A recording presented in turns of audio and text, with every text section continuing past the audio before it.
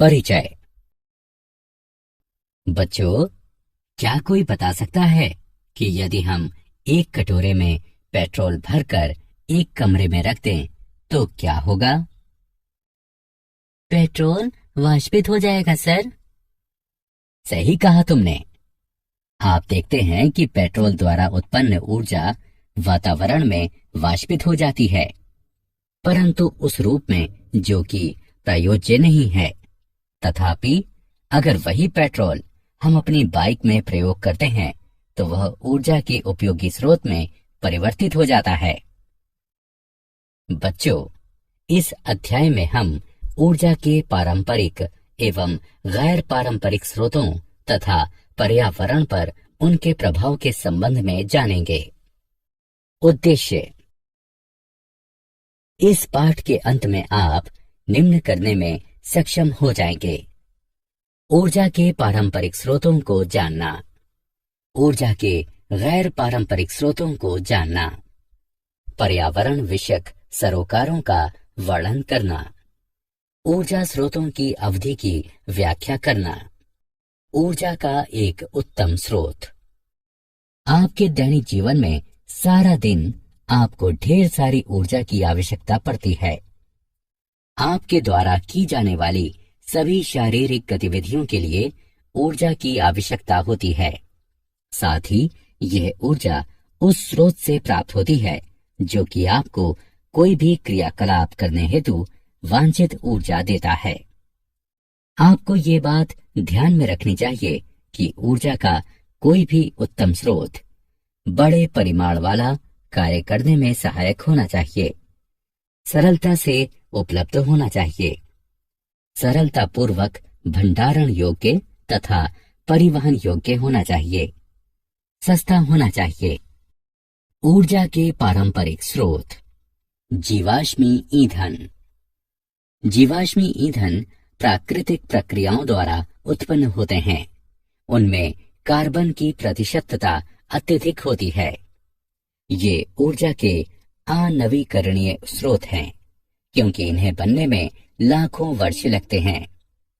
इस प्रकार के ईंधन के भंडार चिंताजनक रूप से घटते जा रहे हैं। जीवाश्मी ईंधन निम्नलिखित प्रकार के होते हैं: कोयला, पेट्रोलियम, प्राकृतिक गैस, भारी कच्चा तेल। ऊर्जा के पारंपरिक स्रोत। तापीय विद्युत संयंत्र। तापीय विद्युत संयंत्र एक उद्योग है जहां वाष्प के द्वारा ऊर्जा का उत्पादन किया जाता है। यहाँ पानी को गर्म किया जाता है और फिर उसे वाष्प में परिवर्तित किया जाता है।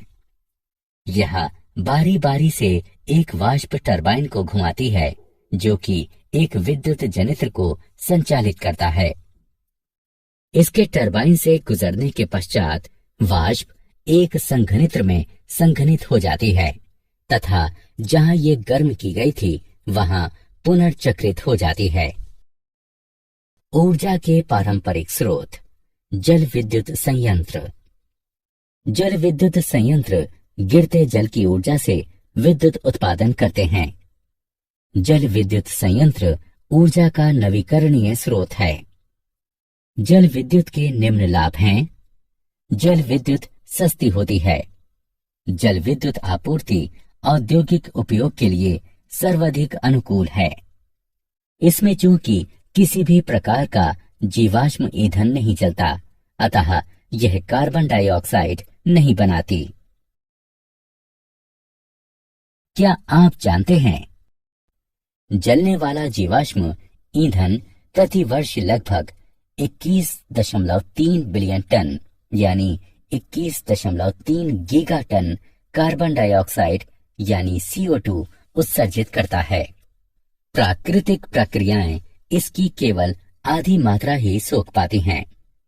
जैसा कि आप देख सकते हैं, वातावरणीय कार्बन में प्रतिवर्ष 10.65 बिलियन टन की वृद्धि हो जाती है। जैव मात्रा। बायोमास। जैव मात्रा यानी बायोमास ऊर्जा का नवीकरणीय स्रोत है तथा उस जैव सामग्री से उत्पन्न होता है जो कि जीवित अथवा कभी जीवित रहे जीवों से व्युत्पन्न हुई होती है। ऊर्जा के स्रोत के रूप में इसका प्रयोग या तो सीधे ही किया जाता है या दूसरे ऊर्जा उत्पादों जैसे जैव ईंधन आदि में परिवर्तित करके किया जाता है। उदाहरणार्थ वन अपशिष्ट जैसे मृत वृक्ष, शाखाएं, वृक्षों के ठूंठ, प्रांगण कतरने, लकड़ी की छिपटियां एवं शहरी ठोस अपशिष्ट आदि। जैव मात्रा यानी बायोमास में पादप एवं वे जंतु उत्पाद भी सम्मिलित हैं जिन्हें तंतुओं अथवा अन्य औद्योगिक रसायनों में परिवर्तित किया जा सकता है। पवन ऊर्जा। पवन विद्युत पवन ऊर्जा का ऊर्जा के एक उपयोगी रूप में परिवर्तन है, जिससे कि पवन टरबाइनों का प्रयोग करके विद्युत बनाना, पवन चक्कियों द्वारा यांत्रिक विद्युत प्राप्त करना, जल खींचना या जल निकासी करना तथा नोदक जलयानों का संचालन आदि किया जाता है। एक विशाल पवन ऊर्जा फार्म सैकड़ों एकल पवन टरबाइनों पर आधारित होता है जो कि विद्युत शक्ति पारगमन संजाल से जुड़े होते हैं। समुद्रगामी पवन फार्म की अपेक्षा अधिक बारंबारता के साथ शक्तिशाली पवनों का प्रयोग करते हैं। भूपटल पर उनका दृश्य प्रभाव कम होता है, परंतु निर्माण लागत अपेक्षाकृत अधिक होती है। छोटी तटवर्ती पवन सुविधाएं अलग थलग स्थानों को विद्युत उपलब्ध कराती हैं और जनोपयोगी सुविधाएं देने वाली कंपनियां छोटे घरेलू पवन टरबाइनों द्वारा उत्पादित अतिरिक्त विद्युत की उत्तरोत्तर पुनर्खरीद करती हैं।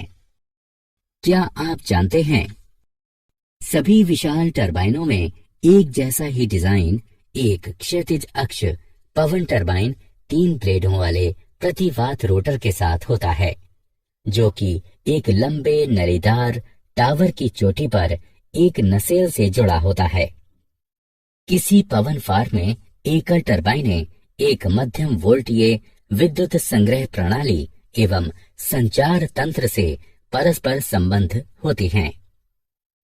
एक उपकेंद्र पर यह मध्यम वोल्टीय विद्युत धारा उच्च वोल्टीय विद्युत पारेषण प्रणाली से जुड़कर ट्रांसफार्मर की सहायता से वोल्टेज में वृद्धि कर लेती हैं। ऊर्जा के वैकल्पिक स्रोत। जैसे जैसे हम उन्नति करते गए, हमारी दैनिक जीवन की गतिविधियां भी परिवर्तित होती गईं। अब हमारा अधिकांश कार्य मशीनों द्वारा होता है। इस कारण हमें ऊर्जा के वैकल्पिक स्रोत ढूंढने की आवश्यकता पड़ती है, क्योंकि हमारे प्राकृतिक स्रोत हमारी मशीनों के लिए ऊर्जा उपलब्ध कराने के लिए पर्याप्त नहीं हैं। उदाहरणों में सम्मिलित हैं सौर ऊर्जा, समुद्र से प्राप्त ऊर्जा, भूतापीय ऊर्जा, आणविक ऊर्जा। सौर ऊर्जा। सौर ऊर्जा सूर्य के विकिरित प्रकाश एवं उसकी ऊष्मा से प्राप्त होती है। इसका उपयोग मनुष्य द्वारा विभिन्न प्रौद्योगिकियों हेतु प्राचीन काल से किया जाता रहा है। सौर ऊर्जा का प्रयोग विनिर्माण तथा नगरीय भवनों के लिए किया जाता है।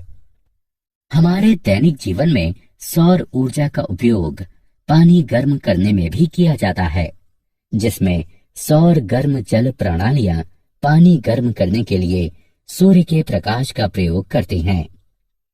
निम्न भौगोलिक अक्षांशों में सौर हीटिंग प्रणालियां घरेलू इस्तेमाल के लिए 60 डिग्री सेल्सियस तक के तापमान पर गर्म पानी उपलब्ध कराती हैं।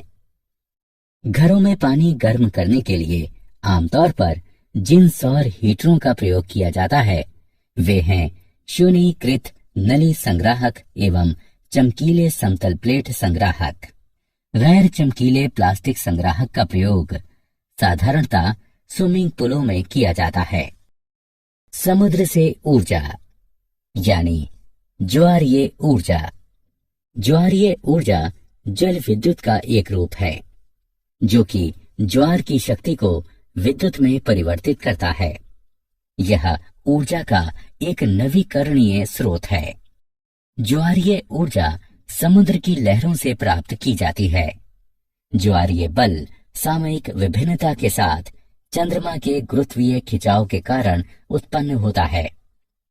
यह बल समुद्र में गति या विद्युत प्रवाह उत्पन्न करता है।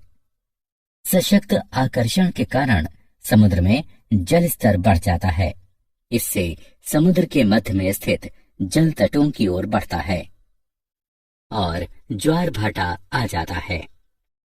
ये एक सुनिश्चित घटना है जो कि धरती के इर्द गिर्द स्थित चंद्रमा की कक्षा के एक निश्चित पैटर्न के कारण घटती है। ज्वार से उत्पन्न ऊर्जा समुद्र के किसी संकरे मुख द्वार पर बांध बनाकर संचित की जाती है। तब बांध के मुख्य द्वार पर एक टरबाइन लगा दी जाती है जो कि इस ज्वारीय ऊर्जा को विद्युत में परिवर्तित करती रहती है।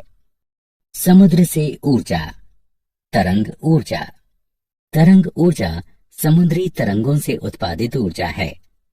इस ऊर्जा का प्रयोग हम उपयोगी कार्यों जैसे विद्युत उत्पादन, जल विलवण अथवा जलाशयों में जल को पंप करने आदि में कर सकते हैं।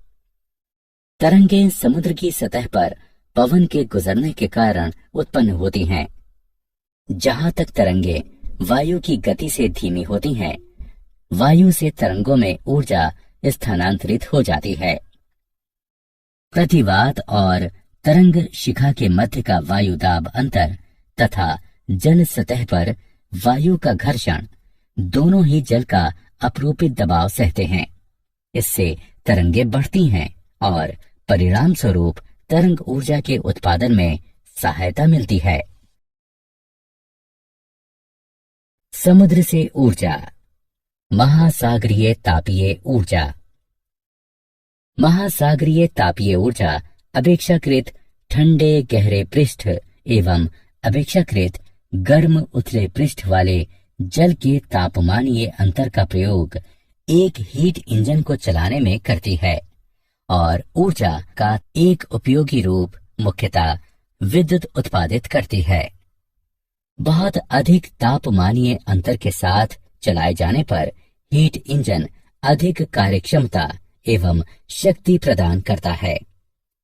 महासागरों में पृष्ठ तथा गहरे जल का तापमानीय अंतर उष्ण कटिबंधीय क्षेत्रों में सर्वाधिक होता है, जबकि अन्य क्षेत्रों में 20 से 25 डिग्री सेल्सियस के मध्य रहता है। जब पृष्ठीय जल पर्याप्त रूप से गर्म हो जाता है, तब उसे वाष्पशील तरल पदार्थ अमोनिया को गर्म करने के लिए प्रयोग में लाया जाता है। फिर अमोनिया की वाष्प एक टरबाइन को चलाने के काम में लाई जाती है। उसके पश्चात सागर की गहराई से ठंडा जल खींचा जाता है और अमोनिया की वाष्प को पुनः तरल रूप में संघनित करने के काम में लाया जाता है। क्या आप जानते हैं, धरती ऊपरी वातावरण पर 174 पीटावाट यानी पीडब्ल्यू सूर्य विकिरण ग्रहण करती है। इसका लगभग 30% वापस अंतरिक्ष की ओर परावर्तित हो जाता है, जबकि शेष 70% बादलों, महासागरों तथा स्थल खंडों द्वारा अवशोषित कर लिया जाता है। भूतापीय ऊर्जा। भूतापीय ऊर्जा एक ऐसी तापीय ऊर्जा है जो भूमि के अंदर उत्पन्न एवं संचित होती है। पिघली चट्टानें भूपर्पटी के गहरे गर्म क्षेत्रों में बनती हैं। ताप धरती की गहराई से आसपास की ठंडी चट्टानों की ओर परिचालित होता है। कुछ चट्टानें उच्च तापमान एवं उच्च दबाव के कारण पिघलती हैं। इससे चट्टानें एवं भूपर्पटी का जल कभी कभी तो 370 डिग्री सेल्सियस तक तप्त हो जाता है। भूतापीय ऊर्जा का उपयोग गर्म झरनों एवं अंतरिक्ष तापन में किया जाता है। नाभिकीय ऊर्जा। नाभिकीय ऊर्जा ताप एवं विद्युत के उत्पादन के लिए अनवरत नाभिकीय विखंडन का उपयोग करती है। यह ऊर्जा का चिरस्थायी स्रोत है जो कि कार्बन उत्सर्जनों को घटाता है। नाभिकीय ऊर्जा एक प्रक्रिया द्वारा उत्पन्न होती है जिसे नाभिकीय विखंडन कहते हैं। इस अभिक्रिया में भारी यूरेनियम, प्लूटोनियम अथवा थोरियम के नाभिक पर निम्न ऊर्जा न्यूट्रॉन से बौछार कराई जाती है। तब ये परमाणु हल्के नाभिकों में विखंडित हो जाता है और विशाल मात्रा में ऊर्जा मुक्त होती है। उदाहरण के तौर पर यूरेनियम के एक परमाणु का विखंडन कोयले के किसी कार्बन परमाणु के दहन से उत्पन्न ऊर्जा से 100 करोड़ गुना अधिक ऊर्जा उत्पन्न करता है। पर्यावरण विषयक सरोकार। ऊर्जा के किसी भी स्रोत का प्रयोग हमारे आसपास के पर्यावरण को प्रभावित करता है। अतः किसी भी ऊर्जा स्रोत के दोहन से पूर्व यह सुनिश्चित कर लिया जाना चाहिए कि इससे न तो पर्यावरण संतुलन बाधित हो और न विधि अवहेलना हो। नवीकरणीय ऊर्जा स्रोत अधिक समय तक चलते हैं क्योंकि वे उत्पादन करते रहते हैं, जबकि अनवीकरणीय ऊर्जा स्रोत समाप्त हो जाते हैं। ऊर्जा के चयन, प्रयुक्त हो रही ऊर्जा के उद्देश्य तथा ऊर्जा के वास्तविक उपयोग में हमें ईमानदार होना चाहिए। सारांश। आइए हमने जो कुछ सीखा है उसे संक्षेप में दोहराएं। ऊर्जा के अच्छे स्रोत का प्रयोग करना लाभकारी है। ऊर्जा के पारंपरिक स्रोतों में जीवाश्म ईंधन, तापीय विद्युत संयंत्र तथा जल विद्युत संयंत्र सम्मिलित हैं। ऊर्जा के पारंपरिक स्रोत जैव मात्रा यानी बायोमास तथा पवन ऊर्जा के प्रयोग से संशोधित हुए हैं। सौर ऊर्जा, समुद्रों से प्राप्त ऊर्जा, भूतापीय ऊर्जा एवं नाभिकीय ऊर्जा सभी ऊर्जा के वैकल्पिक स्रोत हैं। ऊर्जा के नवीकरणीय स्रोत अधिक समय तक बने रहते हैं